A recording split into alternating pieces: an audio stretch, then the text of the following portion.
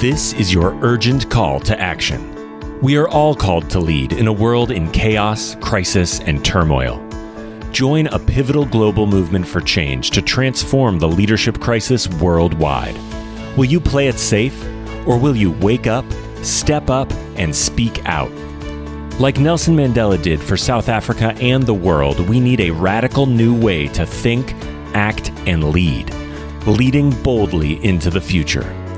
Join host Ann Pratt, a Harvard Fellow and multi-awarded businesswoman, and unlock the best version of yourself to revolutionize leadership with what the world needs now.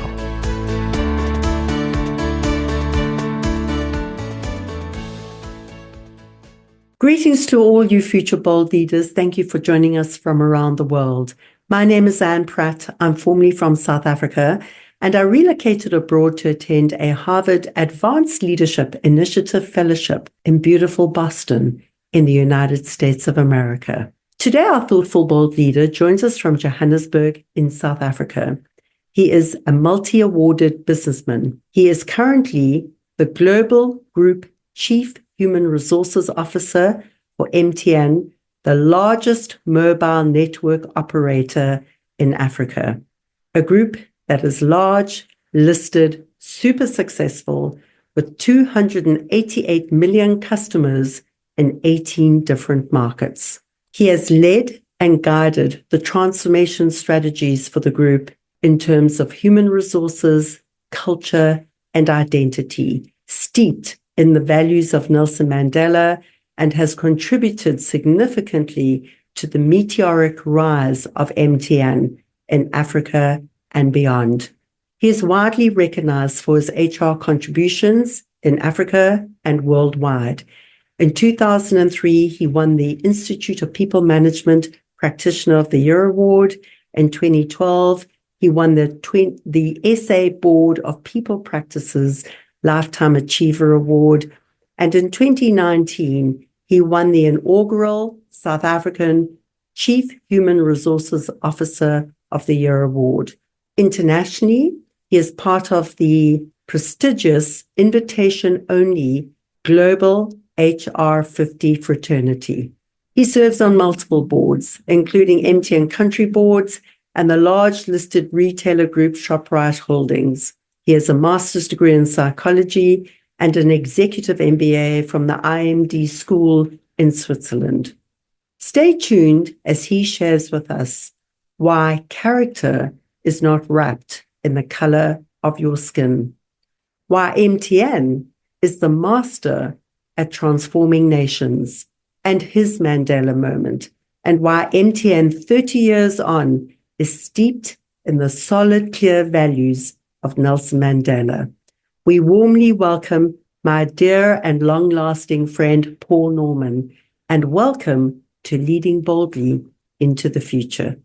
Paul, it's always such a joy to see you, my friend. Thank you so much for bringing your voice to this important global message and movement, and it's a joy to be with you today. Thank you. Thanks, Anne. Pleasure to be here. You know, I thought a wonderful place to begin, Paul. I know you're so steeped in the history and the growth and the success of MTN, which has a remarkable track record.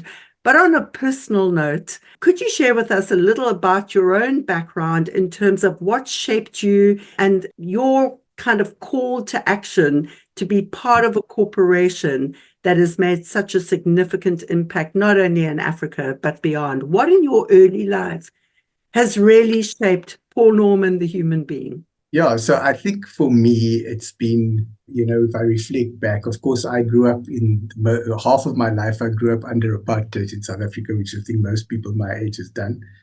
And in a way, that was shaped a lot of experience that I had. I think where I'd start, just, not to go through all the things, is that in my last 2-3 years of schooling at high school into my matric year, my parents sent me to a church private school. Yes. And this, of course, was still in the sort of very 80, 81, so the early 80s. Yeah, when I landed there, I was sort of one of maybe 2 or 3 people of color. Yes. And also because of my name, I think the school didn't anticipate that I wasn't white. Yes. And so they themselves got a shock when I arrived, Oh boy. But I guess we were there, paid, and I was already starting, so I stayed. And a couple of things when I was there, I think I realized then just how different in that environment I was being treated. I always, because of the apartheid system, one always felt, or you were sort of ingrained that you were slightly lesser than, or in your home and in your community you weren't. But there was always this wider system that made you feel that you weren't quite the same as white people. Yes. And being at that school, I anticipated in my mind that, because of the way things were positioned, that white people in general were obviously all rich and they were much more, upstanding and all of these sorts of things, because that was the image that you were fed. Yeah. And actually, in my time there, my blazer got stolen, my pen got stolen. I got treated, which never happened in the school I came from, in the community, treated fairly, people would laugh when I spoke because of my accent, or I sort of just, throughout my time there were, maybe two or three, one teacher and one or two students that sort of made an effort. But to fast forward through that time, what I learned through that space was to really value me and to understand that actually my color doesn't determine my quality or my character or who I am. Yes. And actually, I'm as good, if not better, than the people around me. Yes. And that mindset evolution, or that shift, really, I think, freed me up from the things I didn't even know were holding me back, until I found myself into that sort of environment. And then from there... And Paul, before we move away from there, where were you at school? And was there a particular moment where it finally clicked for you? Yeah, so, I mean, I went to St. Stithians in Johannesburg. And I think it wasn't sort of a moment, but it was a series of experiences and just finding myself. I think I found safety in certain places. As I said, there were certain teachers and some students that sort of made space for me and gave me that. But I think where we really hit home was actually after I left. So during that time was very trying for me. I really struggled. I remember several times asking my parents if I could either leave or maybe go and stay as a day student. But the problem was, in our areas were miles away from the school. So even just to get to school every day would have been a nightmare. So that wasn't possible. Yeah. And because we didn't really know people in Johannesburg, I was a boarder in the boarding school. And on weekends when kids left, I was often the only kid left in the boarding house for the weekend. So how did you feel in that environment? It was very isolating. And, I would go into the dining hall and be the only one there. They'd basically make food for me to sit and eat, I mean, occasionally there might have been two or three other kids that were there, but that was sort of very much the experience. But I think it gave me a lot of time to reflect. It gave me a lot of time to understand. And actually, I often thought, would I do it again if I had to relive my life? And I think I would. Not because I enjoyed the experience, but I think it gave me, as I say, that it opened my mind to this realization that actually, you're as good as anybody else. Yes. And character is not wrapped in the color of your skin or your gender or any of these things. And I think that was beginning to lay the foundation. Because of course I went from there and I went to university. I was at Rhodes University in Grahamstown, and again that was in the 80s. So that was a lot of the time, and of course Rhodes itself was also quite active. Politically, there were many rallies where at the time Archbishop Tutu would come and speak, and all these guys. So we were there listening. But during my time there, that's when I met my wife that I'm married to now. Tracy. 36th wedding anniversary. Congratulations, Paul. On Tuesday. Wow. So, Congratulations to Tracy too. thank you. Yeah. So, and of course, she's white. Yes. So, and interestingly, although she grew up in East London, her parents in her matric year moved to Johannesburg and literally moved into an area very close to St. Stithians. Interesting. And as luck would have it, the chaplain of St. Stithians eventually moved and became the minister of the church that her parents belonged to. Yes. So that was all happening in the background. Yeah. And through this process, I think we obviously then, at the time when we were together, it was illegal in South Africa. We got married in 88, 3 months after the Mixed Marriages Act ended. Wow. The Population Registration Act was still in place. The Group Areas Act was still in place. So you couldn't stay together legally. Yes. There were all these things. And of course, that was the time when we would walk down the street or into a supermarket or something, and people would just attack you, comment, do all sorts because of just this thing, Yeah. And so in a way, we sort of really drove that I think going back to where I started with St. Stithians and the experience and then I think it all prepared me a little bit. Yeah. Yeah. And then I'll just go to one more example and then pull a theme through that. What I'm trying to say here is that I then, when we finished, Tracy studied music, and I'd always done music on the side. And when I got to university, I did it as an extra through. And that's how we met, actually. Yeah. But she was doing a BMAS, focused on music. And when we left, we ended up being asked, there was the church in Johannesburg, the Central Methodist Church, which was very part of the struggle, part of the transformation. Yes. And in the sort of early 90s, just before 94, actually, we were asked by Bishop Mandela to come in and help him transform the church, because it was a traditionally white church. Yeah. And of course, that time we had a lot of continental Africans coming into South Africa because the borders were starting to open. Yeah. Mandela had been released and ANC and we were leading up to 94.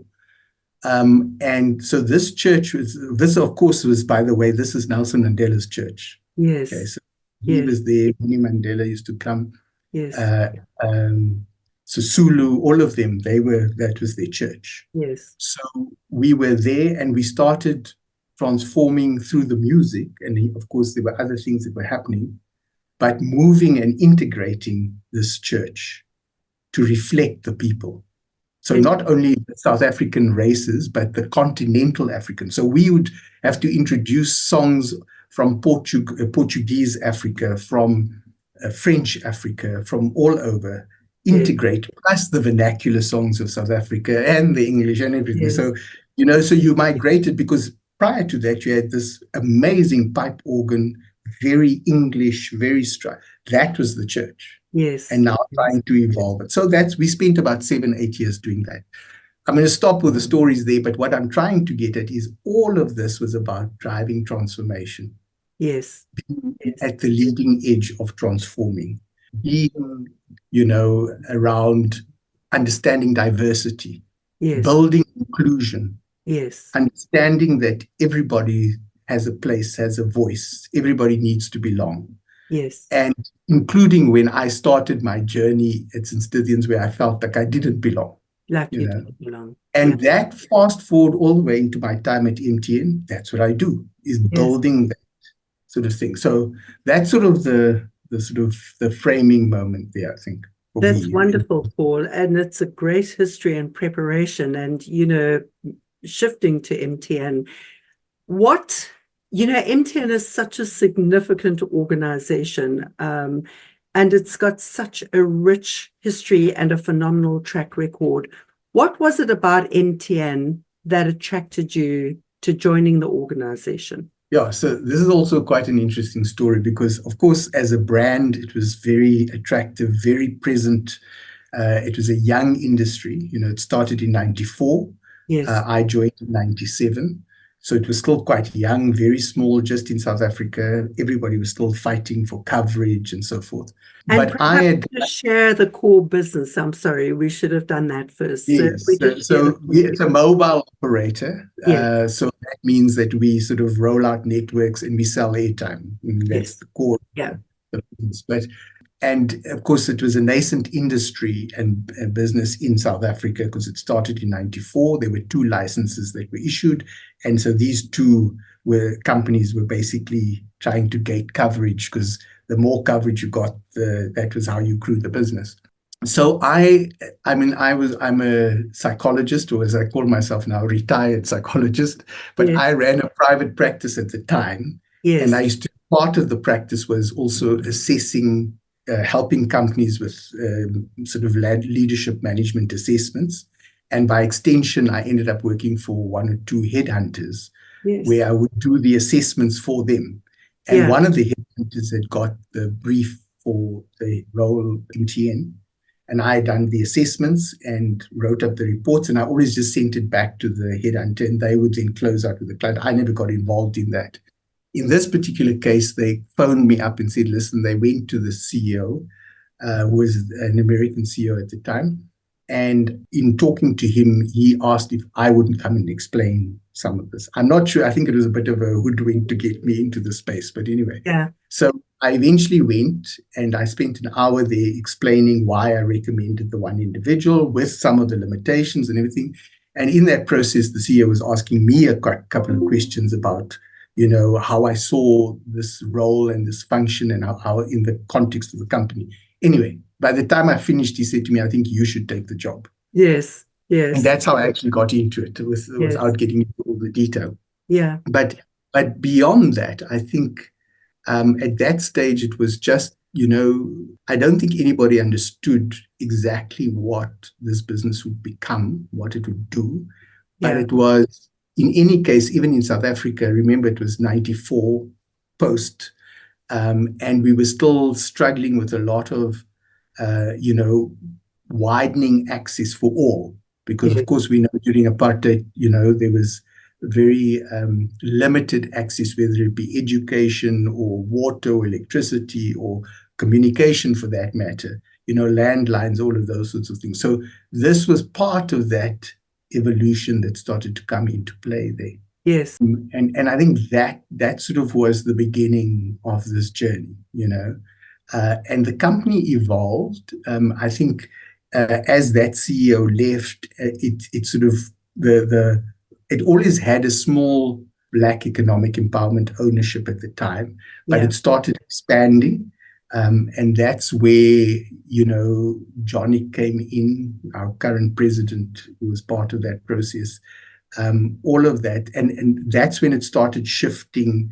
And in about 99, we started deciding to bring in the first sort of Black CEO. In fact, you got us the person, if you remember. Yes, I remember that. So in terms of MTN, the evolution of it, so if you can just take us through what happened there. I think the American CEO was Bob Chaffee, right? Yes, yeah. That's right. And then from there, just share with us the evolution. So when his contract ended, he moved back to the States, and through the Jonic stable, we had Paul Edwards was running the company at the time, so he came in, and then he moved on, and that was then the introduction of the first Black CEO of the group. At that time, it was Putuma and Clerco. But before that, in 99, while Bob Chaffee was still there, we started sort of separating the company, because we just had South Africa, and we started a sort of group function with South Africa now being separated. And the person to run that was the first Black CEO that we brought in, that you helped. Yes, we worked together on, our good friend Safisa. Yes, exactly. So he came in there, and also at the time, we had the first Black female chairman of the board, who was Irene Charnley. Yes. So she started, and together with her, she actually helped evolve and bring Sifiso on as the first CEO. And then we started driving the transformation. And around, I think after Paul Edwards left, that's when Patuma came in. And that was really where the Pan-African sort of drive came. We started, I think, from about 98, 99, we started moving out slowly into the rest of Africa. But the real expansion and drive came at that point. And it was very much driven by a sort of view that we African, we South African, we African, we here for Africa, and we are here for the progress of Africa. We want to bring the dignity to Africa because during the early part, in the early 90s, a lot of the international companies that came into Africa in this space were, putting in very limited networks, mainly in the cities, and extracting most of what the sort of cash that it was, rather than reinvesting. And we came in with obviously the view of, giving access, and we rolled out across the countries, opened up, and I mean, we carried on with that drive to build communication. I mean, in a country like Nigeria, where when we went in, I think it was 2000, 99, 2000, and we ended up, I think it was about 500,000 landlines for a population of almost 80 million or something. Yeah. And today, MTN alone has about that number of subscribers in Nigeria. Yes. So it was that level of transformation. So bringing that, then the contribution to the economy, the biggest taxpayer in a lot of these countries, there's a lot of things that we brought, even on talent, because we invested. So today, most of these countries are largely run by locals and other Africans that we have, for the purposes of cross-pollination, moved across. We grew them, we developed them, and they now in other countries, but not because the skills don't exist in that country, but it's part of our process of integrating and sharing and building this sort of inclusion.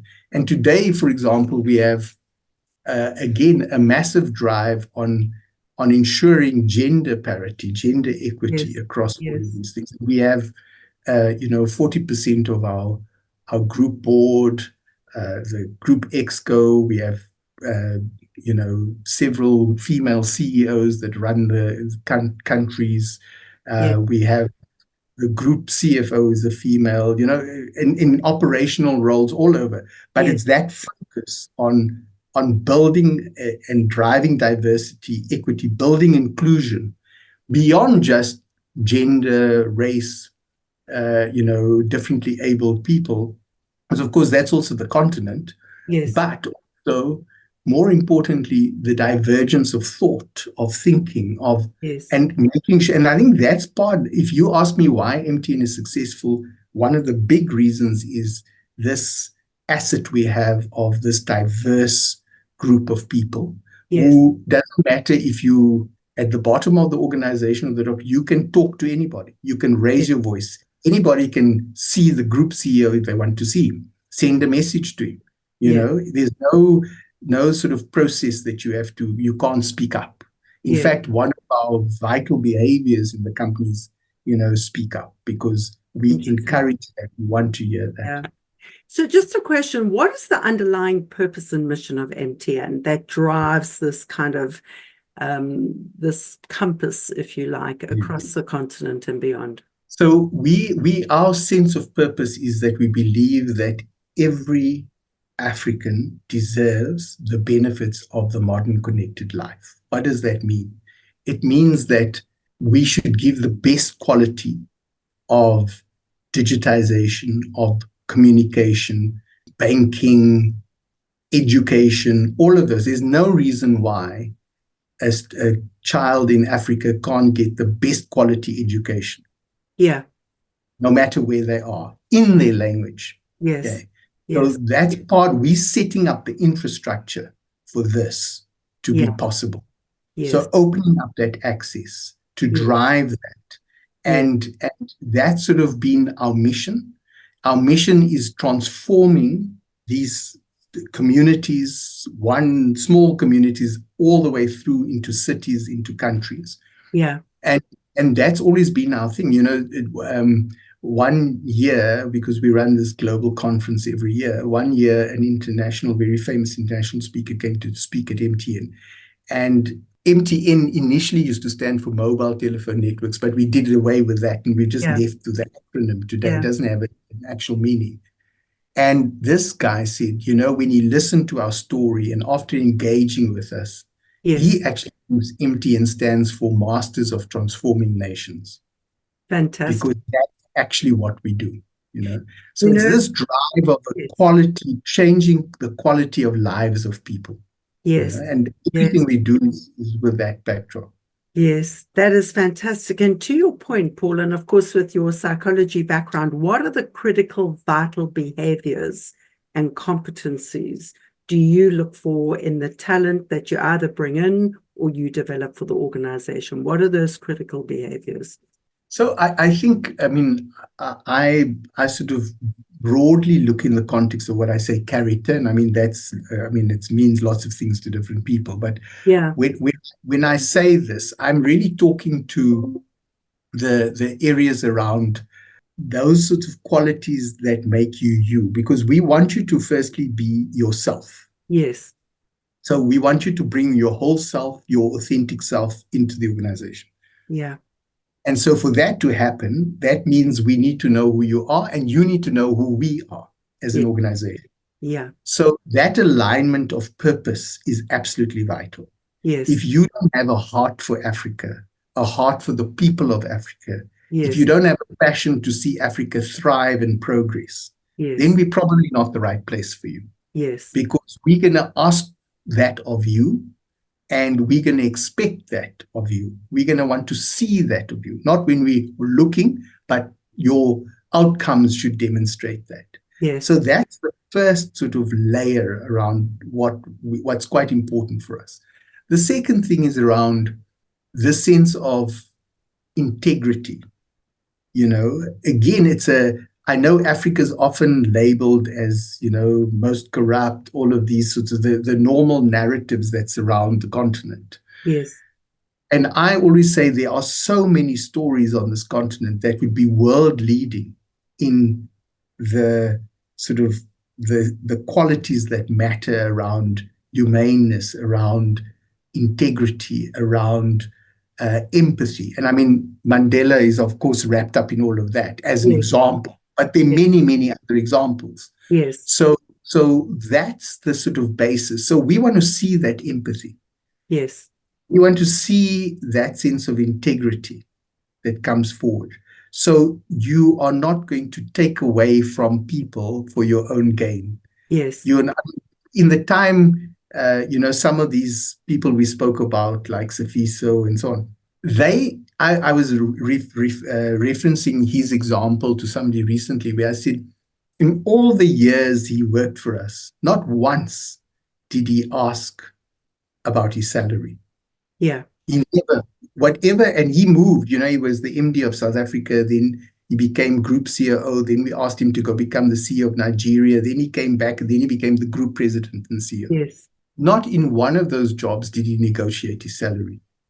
Yes. He basically said, what do you think you want to pay me? We paid him and he said, that's okay. And he carried on because that was not why he was there. Yeah, absolutely. He assumed we would pay him a fair salary because that's who we are. Yes. Okay? Yes. But after that, he had a job to do, which was drive this. And so this Pan-Africanism is very much in the DNA of MTN. And I think it's because we started in 94 in South Africa.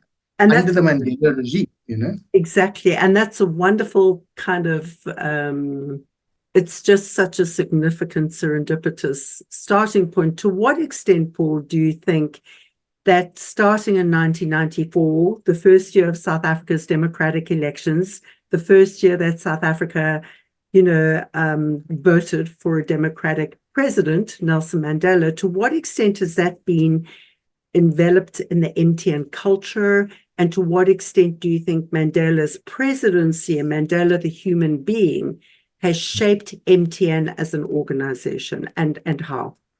Mm. I think it indelibly shaped who MTN is, because the genesis of the company was at the genesis of the country, the new Yes. South Africa, and obviously coinciding with Mandela in all of that. And I say that because, and you will know this because you were here at the time, is Yeah. that there was this sense of, I mean, Archbishop Tutu referred to it as the Rainbow Nation, whatever, but there was this thing about celebrating all of us. Now, Yes. I've been using words like your wholeness, the inclusion, bringing that was what got unleashed in South Africa in 94. There was the Yes. miracle of how we got there. Yes. But that in and of itself, I think, set the stage for building an inclusive future for all. Okay. Yes. And I think that started fusing into MTN as well. And that's why when you look at right back in those days, we had one of our qualities was diversity and inclusion as a value was set out, was expressed. Yes. I mean, we were there was and still is this sort of employment equity law in South Africa and so forth. We have way surpassed those things ages ago, where in our organization, we basically employ whoever, not because we're disregarding that, but it doesn't matter to us because we're actually so representative, so integrated, that we are not in the game of, oh, we need a black lady, a white man, a this, whatever. It's that sense of, we got in the early days, we just did what we needed to do and you helped us a lot in that process, as I've said. Yeah. And that was the ethos of the organization. And actually, even in those days, I know Nelson Mandela was close to a lot of organizations and was very involved, but equally with MTN. So he actually launched the first MTN Foundation. Yes. He was present and he launched it. Yes. He was in and out. We did a lot of schools with him. As you know, he was very big on that. Yes. And we actually, even as I speak to you today, if you come into our building and you go, we've got what we call a collab center, which is a sort of area where people come to collaborate and to think through things and whatever. And we run all our sessions there, even now when all the CEOs from all the countries come quarterly for the reviews and so forth, happens in that room. Yes. And on the one wall, there's a huge mural of a photograph that we have of Nelson Mandela wearing a cap that was taken at MTN, that you will know, again, from South Africa days, that our preface in our mobile number range is 083. Yes. And it has 083 on the cap. Really? On the cap? I've got that photograph, a copy of that photograph, hanging in my room downstairs. Yes. So that's the level of just, he was always there, often came in and out. He was often at functions that we did. But I think it was that level of just infusing, I think, a lot of what, he is. And he was a master at that inclusion. The obvious stories that you often hear is whenever he attended places, and I saw this for myself, and leaving, he always went behind the scenes to the people you didn't see, to thank them, whatever. Yeah. And it's that noticing people that are normally not noticed, which is the inclusion and the belonging, which is what is so central. And that's the thing that as MTN we're trying to do on the continent. I believe, I think there's still a huge future to challenge for us, because, of course, both as a company, as a country, and as a continent, we're not there. This is a journey, and it's a thing that you carry on.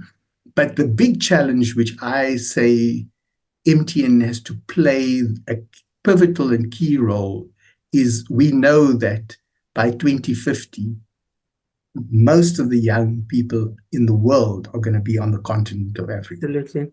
Yeah. So we have this youth dividend. Yes. That we need to nurture, and we need to make sure that it actually becomes an asset for the continent and not a liability. Yes. So how we make sure we have those that youth properly skilled, properly developed as citizens and leaders to take on the role that they rightfully need to take on, in the next 10, 20, 30 years. Yes. Just like MTN rolled out the communications network in the early 90s across the continent and catalyzed that. Yes. In the same way we're doing the digitization process now. Yes. Bringing internet to everybody. Yes. So we need to take that next layer and just concentrate on it. And I think that's the future. That's the future objective within this context of believing that everybody deserves the benefits of a modern connected life. That's great. And Paul, you've alluded to quite a few of them, but if you had to kind of summarize the key strategic drivers of success for MTN, what would you summarize those as being? Look, I think the first thing, we have to start with purpose, and which I've said well, okay, which is belief in the continent. 2, I think the understanding that you have to consider doing business that is good for all. Yes. The sort of for good thing. So when you go in, it's not just we win, but communities win, individuals win. We've developed people with talent. Yes. We have influenced education. We have enabled access, because for every job we created, there's another 5, 6, 7 jobs that are created on the side. We've built entrepreneurship, enabled entrepreneurship. We've grown economies. We're the biggest taxpayer. So governments have benefited. So when you go through that, it's a matter of understanding. We believe in nation states, building nation states. Yes. So we have a whole policy around that, that's what a lot of the group CEO and key executives play that role in, understanding how to further local government's objectives in creating a competitive country, and how do you enable that. But in all of that, you have to make money. You have to grow but everybody's benefiting. And I think that's one of the uniqueness. We've never gone after something that's only benefiting us. Yes. Or we've tried to do that. Yeah. And so I think that's part of that. And I think we've been willing to invest. So we spent, and we continue to spend, billions of dollars in capex and things like that on an ongoing basis. We believe in that, and we take we understand that markets and countries and everything, economies, there's ebbs and flows and highs and lows. And so it's staying through the tough times and going through it. That's been very much who we are, and understanding that to go far, you need to go together, which is the African saying. Yeah, that's wonderful. And of course, technology has played a big part in that. So the extent, can you just share a little in terms of how you've invested at staying at the cutting edge of technology and the innovation around that? Yeah, so as I just mentioned, we're spending billions on capex every year. So, when we started, you had the early parts of, the GSM technology, which was, the 1G, 2G, 3G, all the way through to where they now talk about 5G. Yeah. But beyond that, you've also had the sort of the software developments that have come. Part of our business now is we've migrated into platform businesses. So that's that next layer of what the technology enables. We now talk about, artificial intelligence, AI, the big hype of ChatGPT, all of these things. It's those understanding that and how you bring that into a place where it starts creating value and adding value. Yes. Not again just to us, but to those in the stakeholders, the communities, everybody that we serve. So this investment in technology is critical, and it's key for how we progress. Yes. But not for the sake of technology, but for what that can do for the communities that we serve. Yes. No, that's great. And, just coming back to your point about the youth, how is MTN addressing this issue of the youth being such a significant percentage of the demographic profile, and ensuring that the youth get a seat at the table and are appropriately skilled to have that seat at the table? So several things. I think one, we're obviously very conscious, firstly, of bringing in the youth into our formal employment. Yes. And enabling the culture and the environment to be appropriate in the sense of attracting and growing that talent. Because of course we know the multiple generations and the different sort of experiences and things that they need. So we're evolving all the time in terms of communication channels or how we structure our rewards and what we offer and things like that. I think Do you have an second, example, Paul? Do you have just an example to share? I mean, we, for example, on that area, we're targeting certain roles that we say that's where they can come in. We have created, we have what we call lifestyle benefits, which are, you know, you can sort of use them in ways that are not necessarily just, you know, for work purposes. We have more recently enabled South Africa moved to a two-pot system around retirement, but we've created some flexibility within that so people can sort of more choices in that space so that semi-retire before they retire to open up space elsewhere. And we've created a lot of that stuff. We've also gone into, you know, so that's going in that direction. Then we have focused on bursaries, which I think most people do. So we're taking, you know, a fair chunk of people every year, cross-functionally and functionally, and in terms of the demographic and everything that we're trying to reflect where we are. So that happens. We have signed up. At the moment, we've got about 7 universities across the continent. We're adding more, you know, every year, where we're focusing on the STEM side. And that's where we're building out that side, and we are both influencing what's happening at the university, but at the same time bringing that into MTN. And that's the pipeline that we're starting to grow.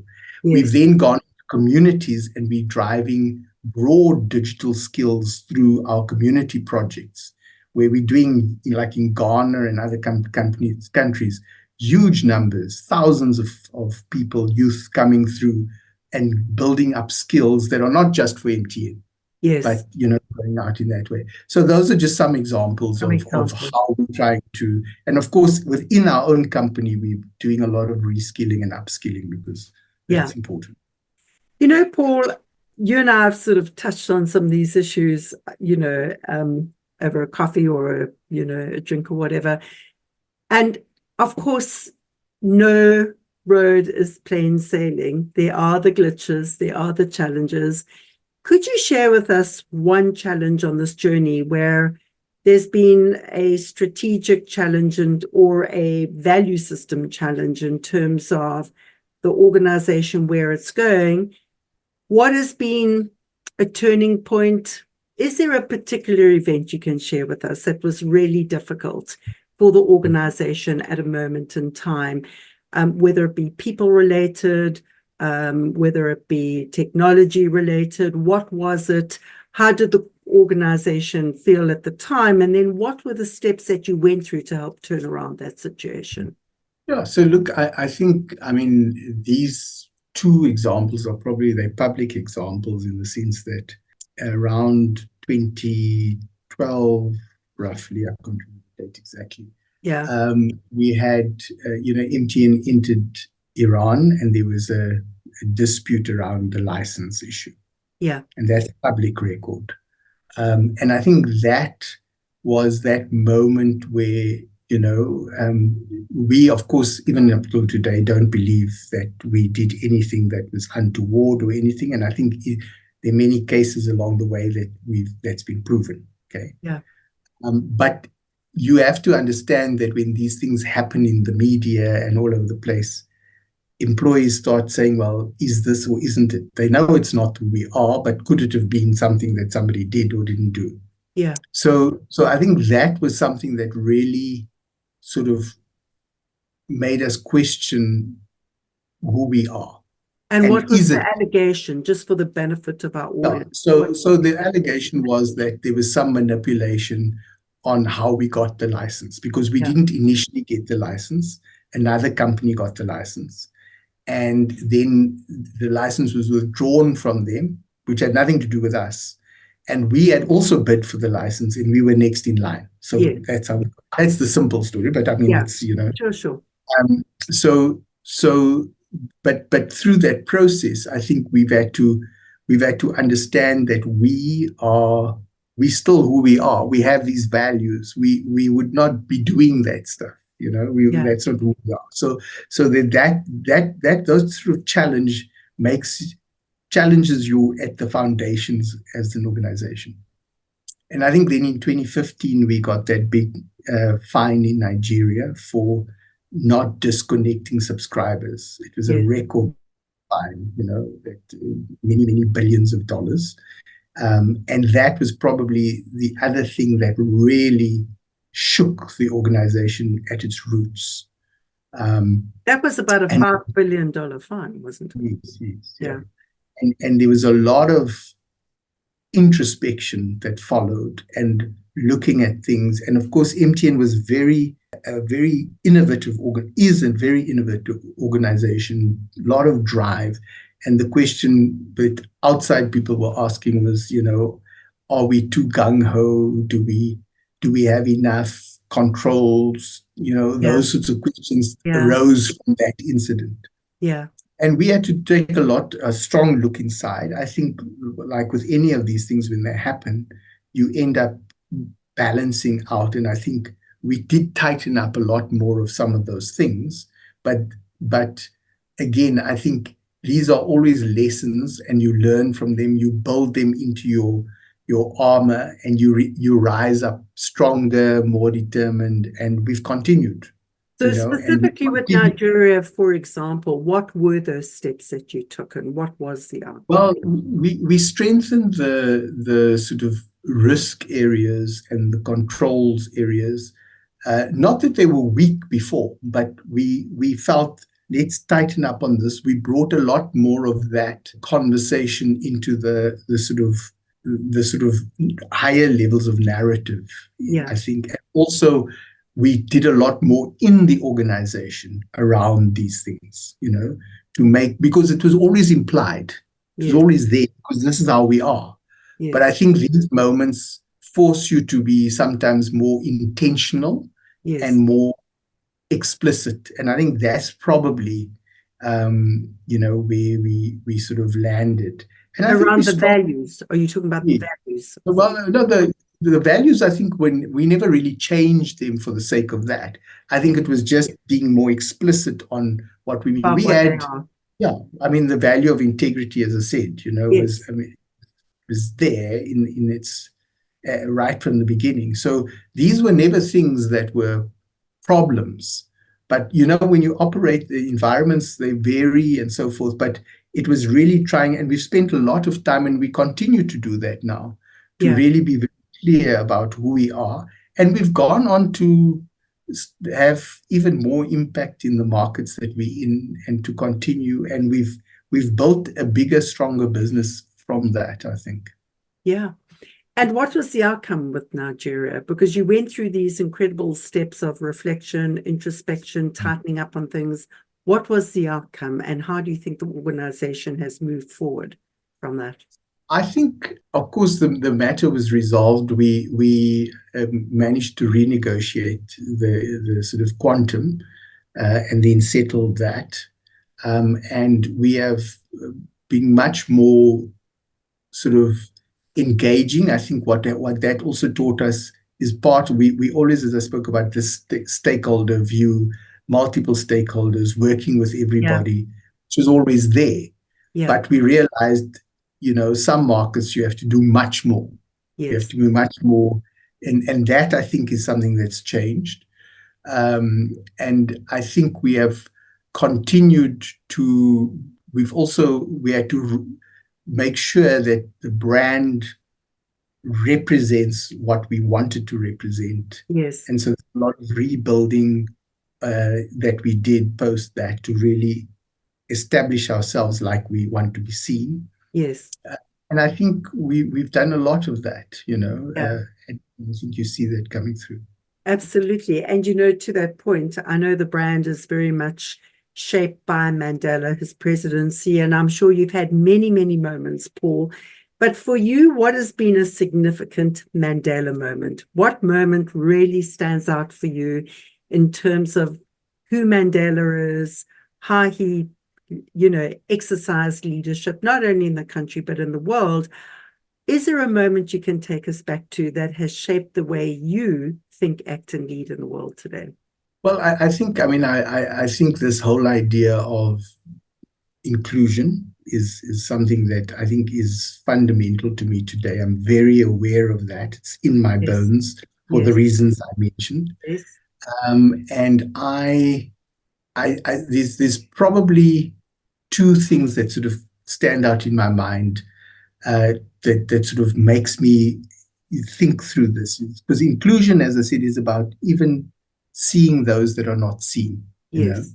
And I remember in the 90s, Tracy was, she's into music, and she was teaching, and she had this youth choir that she was running that actually sang at at the presidency with one of these government functions that Mandela was present. And they came on the stage, they sang, and he actually, as he always did with kids, came up, Yes.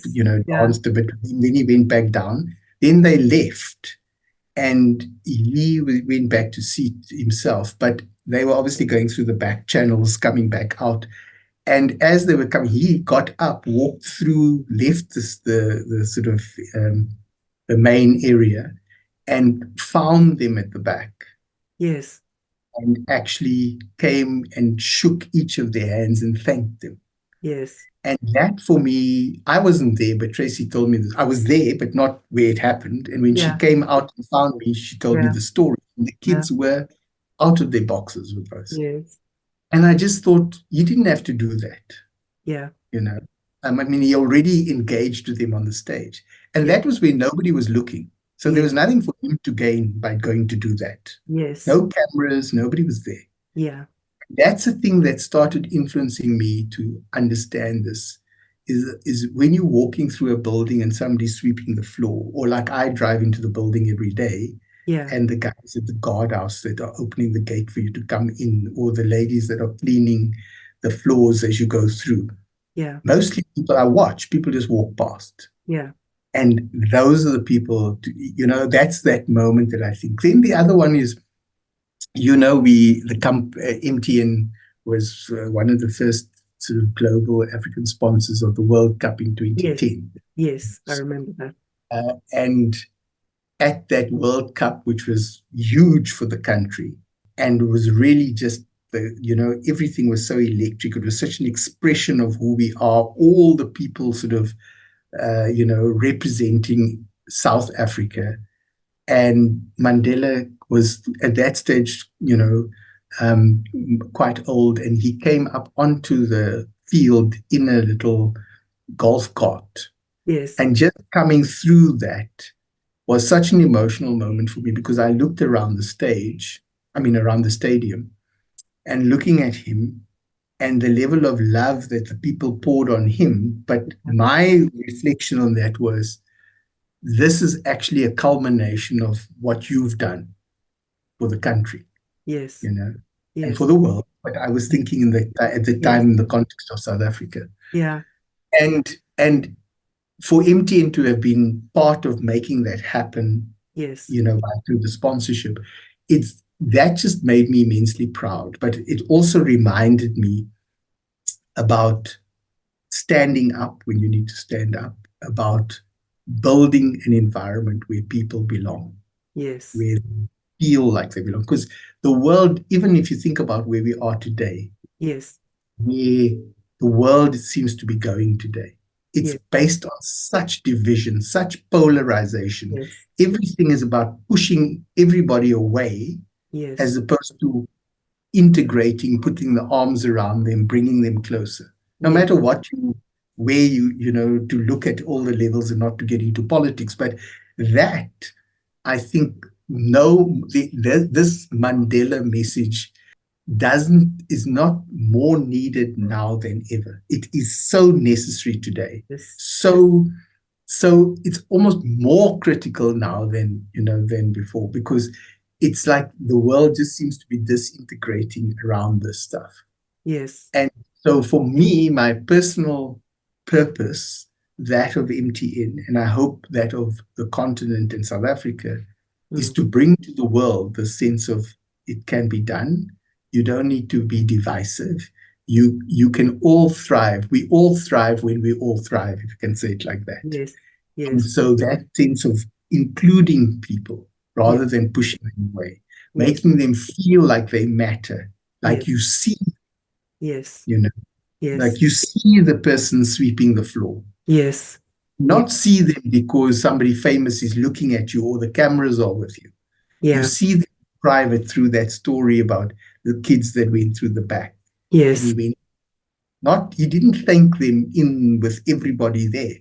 Yes. He waited for them to leave and then went. Yes. That is the quality or the character Yes. that the world needs in our leaders Yes. and in all of us. And if we can do that, yes, I think we're on the path to a better world. Well, Paul, that is so why you're part of this message and movement. And, it really does inspire hope, not only for the continent, but for the world. And I think, as a segue, in your mind, you've alluded to them, but if you were to kind of summarize the 2 or 3 biggest issues that concern you around leadership in the world today, what are the big challenges you think? You've indirectly alluded to them, the youth of Africa, etc. But what are the biggest issues for you? I think the first one I would raise is the thing that I really worry about is that we seem to be growing leaders that are much more self-obsessed, self-absorbed. They come into leadership. I say, you're going to leadership to serve, but they go into leadership to be served. Yes. And that worries me because, and you see it in politics, you see it in business, you see it everywhere. Yeah. So I think we need to change that. Yes. We need to put leaders in place that actually are there to serve the people. And I'm including corporate leaders now, because your job is there to create an environment, a system that thrives for everybody. And then the money comes, then the business comes. Yes. So I think that's the first thing. I think secondly, and this is particularly, I think, for Africa, but I think it's across the globe, we believe that as long as we're okay, it's fine.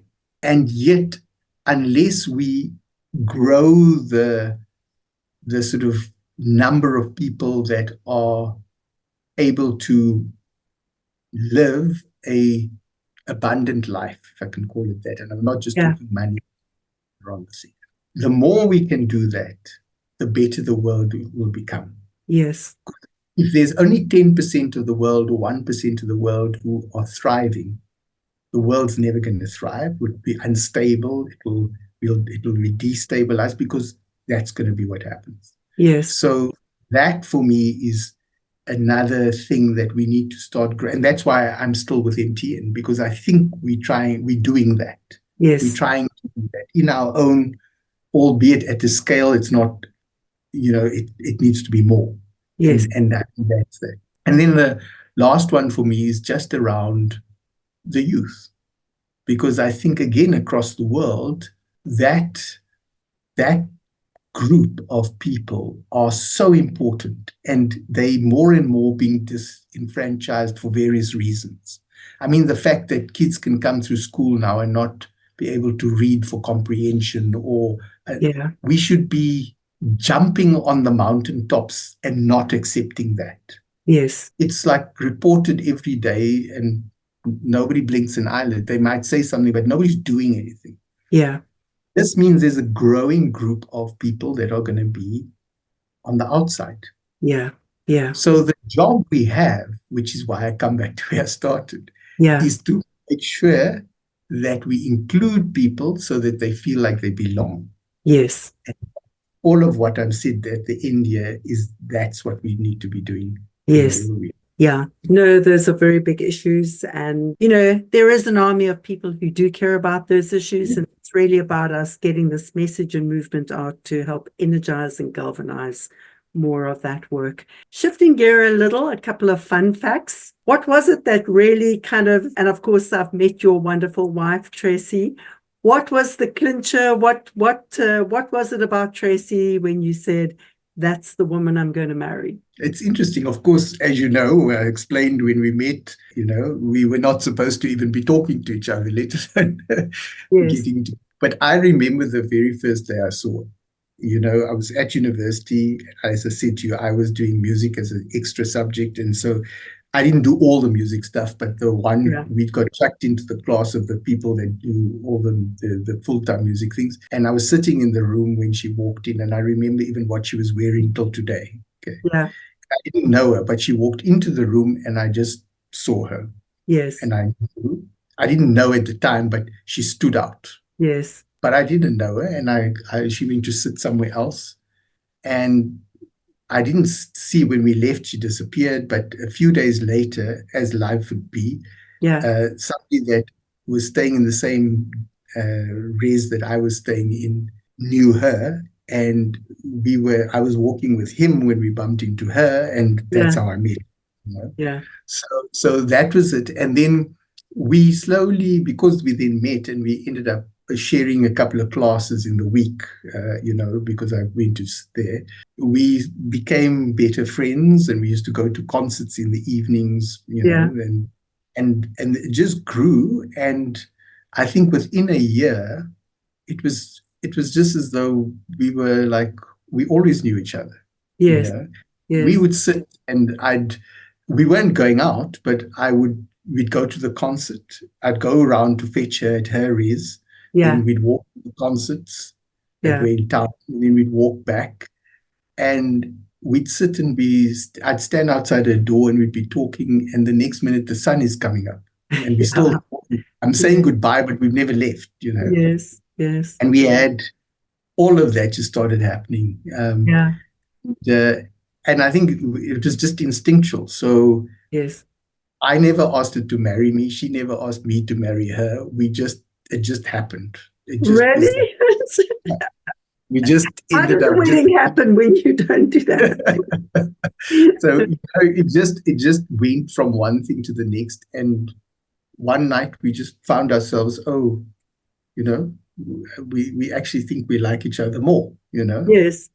And just friends. And that's how it started. It was about a year after knowing each other. But of course, because it was not accepted, that was so we couldn't really speak about it.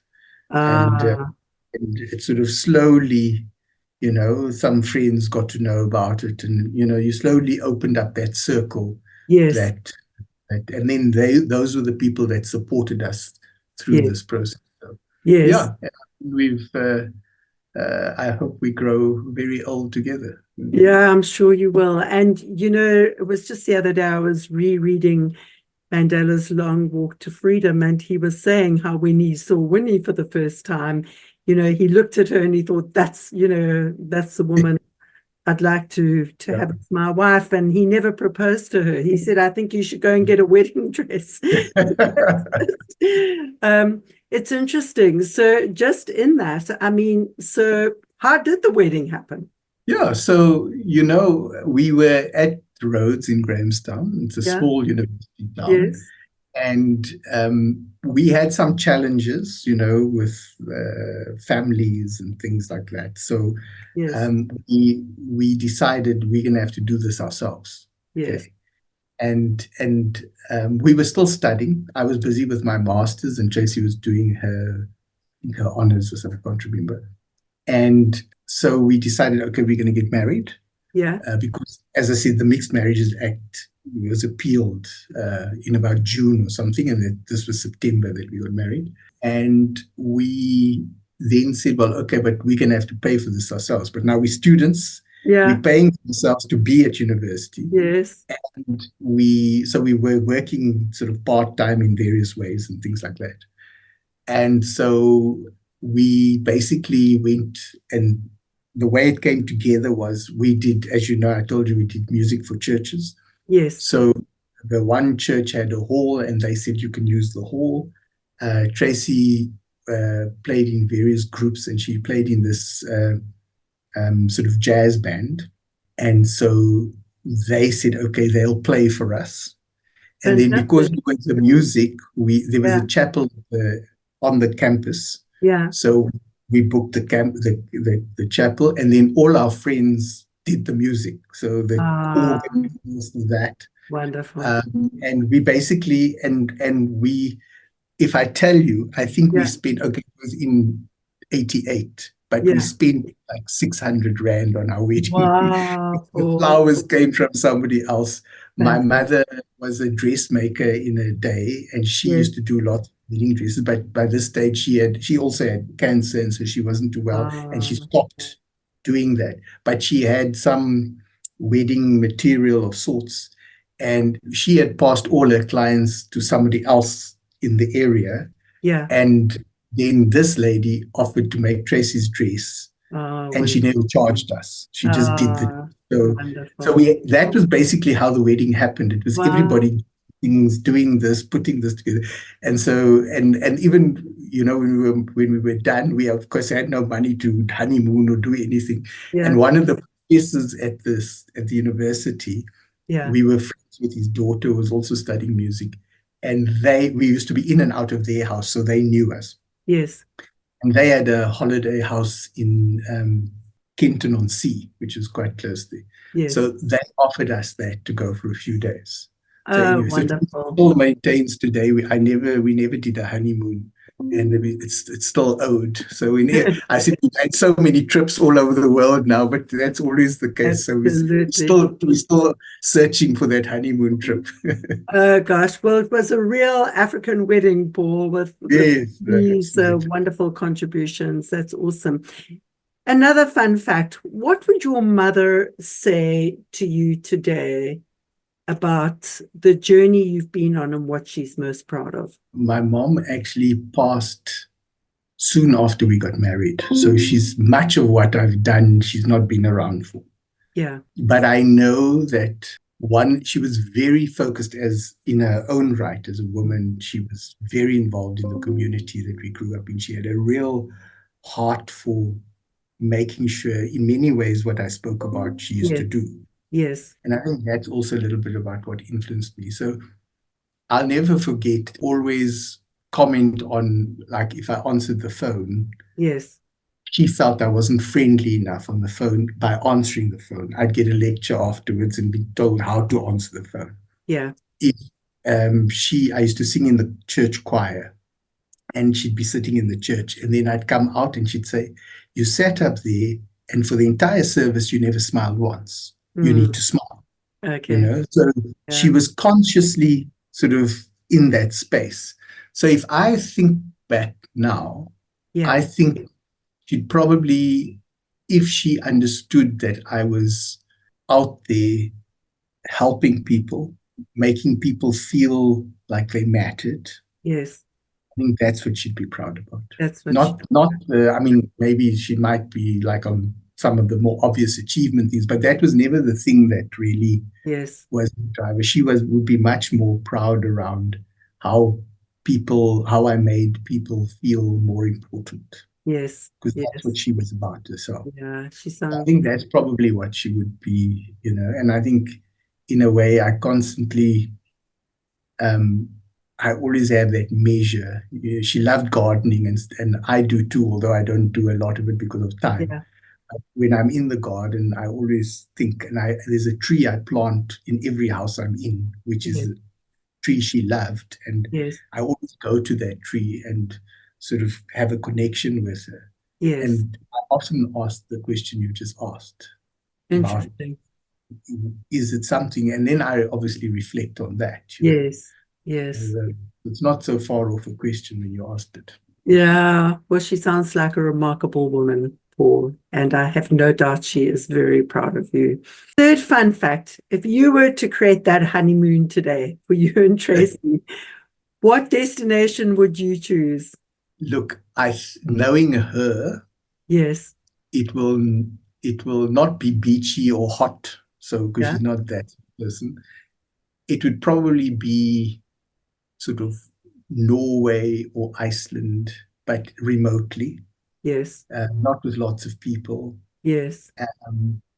And just with her and I quietly. Yes. We can have good food, good wine, but in nature. In nature.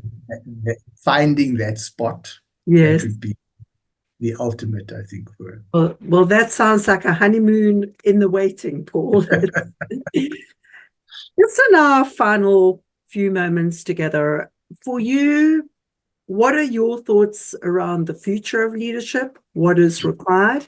I think I thought I would answer this very easily, and I'm now actually at a loss for words, because I think I sort of know what I'm clear about what I think leadership should be.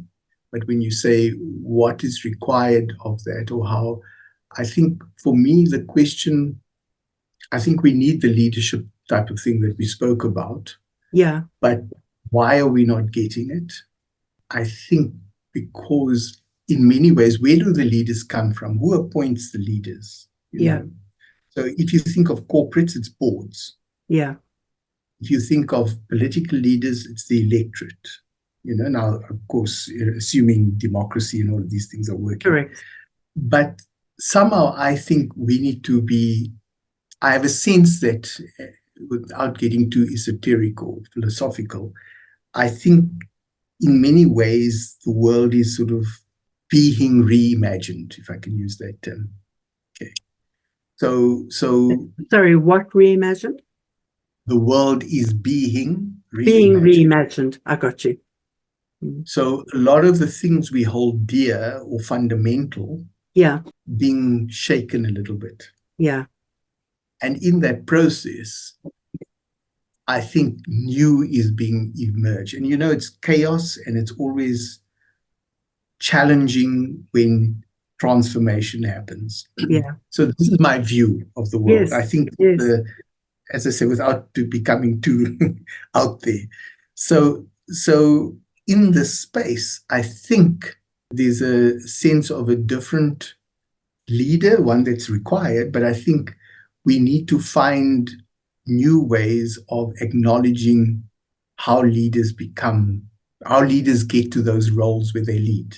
I mean, I believe that leaders are not just in those leadership roles. We can lead from wherever we are, but I'm not talking about that now. I'm talking about people who are actually in roles that they can influence. Yes, people's in positions of power. Yeah. So if I think of corporates, I think that boards, maybe I shouldn't say this, but I'll say it. I think boards have failed organizations and I think they continue to fail organizations because they are, they have to, this concept of leadership needs to be widened and understood. And we need to look at it from different angles in the way that I've described MTN now, and those roles that they play. And I think equally in other leadership roles outside of corporates. But when that's not going to happen just by osmosis, Sure. So I think there's a view that we need to drive it. I'm hoping that we'll see more research into the space by universities, business schools, that we will see more leadership pieces being written on this space, thought leadership pieces. Yeah. Because we need to bring this discourse in. It's like back in the day when we used to have celebrity CEOs or whatever, Yes. And what is that leader that's going to be relevant for the next 20 years, if you want to put it like that? Yeah. And I think we're looking for different qualities of this character that comes in. Yeah. But I'm not sure we have fully expounded on it in a way that it's it's in our discourse in a way that we are able to push back at it if it's not there, or that we have clarity on what it is that we're looking for. Yes. And I Yes. think we're sort of spinning at the moment, we're Interesting. still very much in the old, a little bit of new coming in, but the old is still there.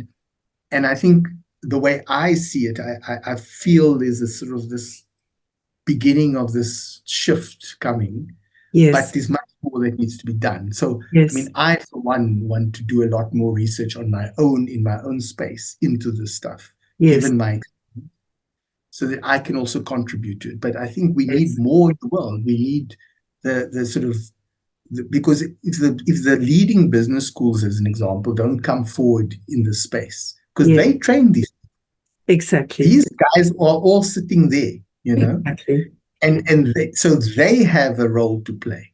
Yes. Those schools are probably more influential in shaping this new stuff, Yeah. which is why in my next life I want to go get stuck into some of the stuff, but it should be happening now.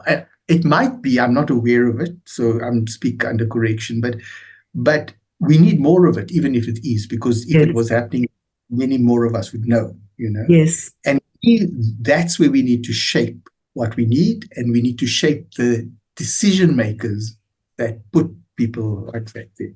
Yeah, that's a good point, Paul. And you have already alluded to this, but in that vein, when you talk about a world reimagined and a new kind of leader, to what extent do you think Mandela's leadership is relevant, not only for today, but to guide us into this reimagined world into the future? That's actually, it's absolutely relevant. It's actually those values, as I said earlier, Yeah. it's almost more relevant now, And what are we talking about? We're talking about selflessness. Yes. We're talking about this heart to serve. Yes. It's not stuff we don't know, but somehow, and we've always seen it as either nice to haves or soft things or things that are not really important in the space. But look what he achieved. Yes. Look at the impact he had. Yes. Look at the influence he had. Yes. Now, if it was not important, not relevant, nice to have, they would not have gotten him there. He wasn't getting there because he was the president of South Africa, because there are many presidents. None of them have got that. Yeah. So Yeah. what was that? It's these things. It's when you make people feel valued, giving them self-worth, Yeah. and then feel like they belong. Yes. That's the power. Yes. And I think that, in my mind, is what we're missing, and that's what we need. Yes. I mean, I'm using that language now, but that's sort of when you get into the detail, and if you look at all this, to contrast this, you look at all the corporate failures, Yes. and it's not the responsibility of one person. So we're not saying it's the CEO, okay? Yes. If you go and look at what caused that, it's the opposite of these things that we're talking about. Yeah. Yeah. In the leadership. And I'm not making it only the CEO's thing. I'm saying boards, CEOs, Appointed CEOs. Yeah. whatever. Yeah. Yeah. These are the things that you don't see, Yes. that they land up getting Yeah. into the. No. So in that vein, Paul, South Africa's gone through a difficult time, as we know, and it's sitting at a pivotal junction. What do you think Mandela would say to the leaders and potential leaders of South Africa today? Well, I think firstly, this issue of you're not there to be served. Yeah. Okay. So you need to understand, when you get into those elected roles, you have a privilege to transform and to make a difference for everybody. Yes. And I think that message is not clear in many of these people's minds. Yeah. Second, you have responsibility and accountability to account to the people. Yes. So how do you spend your time? How do you spend the fiscus, the taxpayers' money? Yes. And if you are using it to enrich yourself or your friends or whatever, that's not acceptable. Yeah. Thirdly, how are you actually making sure that the lowliest of the low is given access and dignity. And those are the things. They're simple. Yeah. Yeah. That's for me, Yeah. and I think through that is also the sense that we all belong. We all South Africans, no matter Yes. who you are, what you are. Yes. And we all have a voice. We all have a sense of belonging, and we all are here. Yes. We all. Yes. So, that's, I think, it'd be very intolerant of politicians who are divisive, trying to use populism to drive, divisions and things like that. Yeah, and what would he say to corporate leaders? I think the same thing. The same thing. I think, I don't think he necessarily differentiated between them. Yeah. And I think that, again, you have a role to play. You have to also, I think his thing would have been, you have to work with government to drive some of these programs and things, Yes. Yes. But the same qualities would be required there. Because I think sometimes we think corporates are not corrupt, or there's no corrupt practices, or there's no this, or there's no that. But I take a view that, people are people. Yes. Yes, it's easier in some environments than others. Because there are more checks and balances or whatever. But fundamentally, that's why getting the right people into those roles are so important. And there've been corporate failures as well. I mean, yes, there've been spectacular corporate failures. Yes. And I mean, you can apply the same discussion we just had now onto some of these more recent ones we've had in South Africa. Yeah. And you'll see those patterns there, Yeah. And to scale it up, on a global scale, Paul, obviously he would say many of the same things, but is there anything else do you think he would say to world leaders today? Given the type of challenge we're facing in the world transcend these national borders. So we're living in this age and stage where this national thinking and populist nationalism cannot help us meet this moment. Yeah. I think, I didn't know him in any sense of the word that I could talk on his behalf from that perspective, other than what we've said. But I think from what I think he might have thought on this matter would be this issue that we are all in this world, and we belong to this world. Yeah. And I know, there were many instances when he was around where he spoke against big powers. Yes. Took the sides of people that were less popular to take. So I suspect that now he'd probably be quite vocal on areas that might be a dominant narrative on topics, because he would speak for the voiceless. Yeah. And in that sense, I think he would be challenging the leaders on all spectrums to actually sit down and find a way to make things work for the people, not for them. Yes. And I think that's probably what I would imagine he would drive. Yes. Well, Paul, it's been such an honor, and I'm so thankful for our friendship over many decades of time. I'm so excited we're working together on this global Mandela message and movement. And I know that you and your wonderful corporation, your people around you, we will continue this journey together.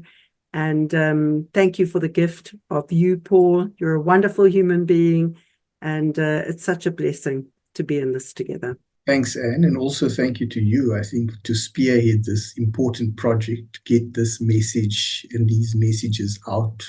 As I said, I think the world needs it, and you are a spearheading angel in this area to make this happen. So congratulations to you as well. And, I'm grateful for our friendship as well. Thank you. Thank you, Paul. Talking to my dear friend Paul Norman reminds us of the profitable power of corporations and organizations as they embed Mandela's values in their people, culture, and identity as they innovate, adapt, and transform.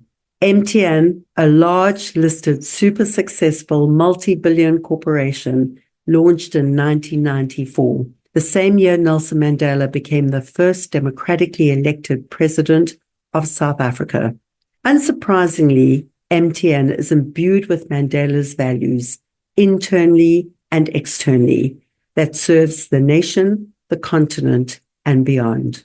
Perhaps the most potent piece is MTN's deep commitment to embedding a culture and identity that creates a deep sense of inclusion and belonging, a far cry from Paul's high school days when he attended an elite, private, Methodist, traditionally white school in Johannesburg, where he remained an outsider and was made fun of because of the color of his skin and his unusual English accent.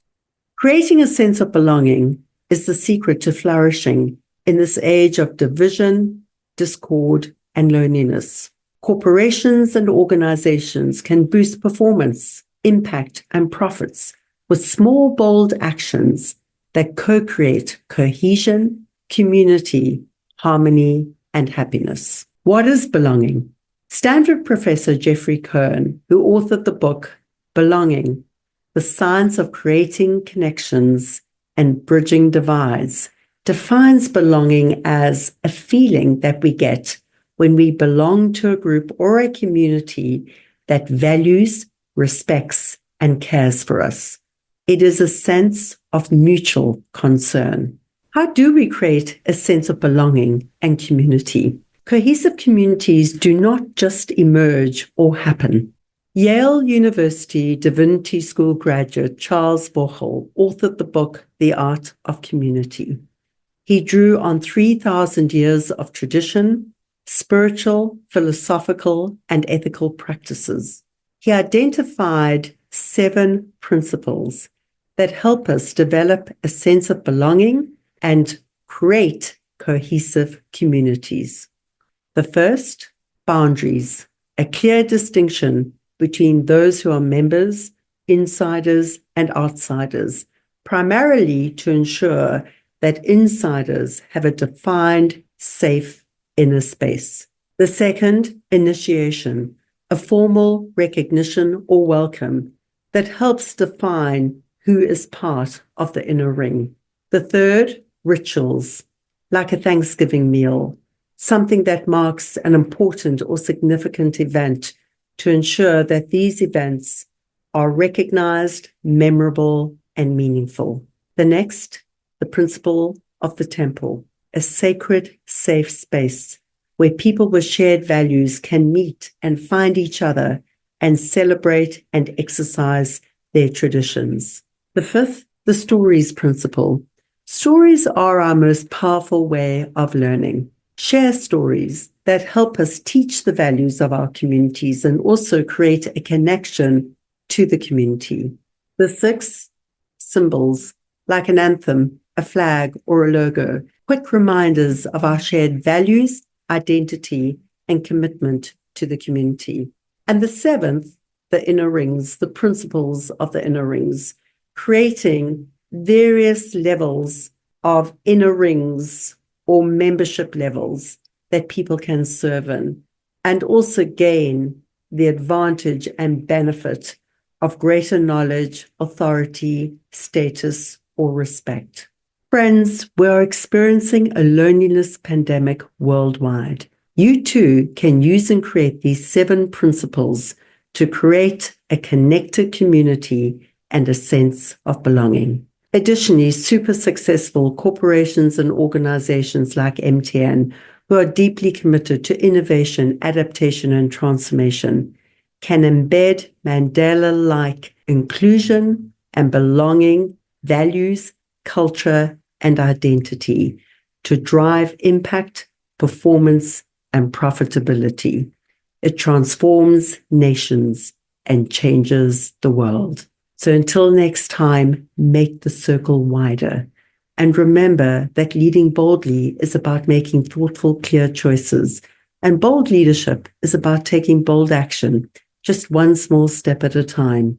One step for you, but together in a wider circle, a giant step for humanity. Take care and take thoughtful, bold action.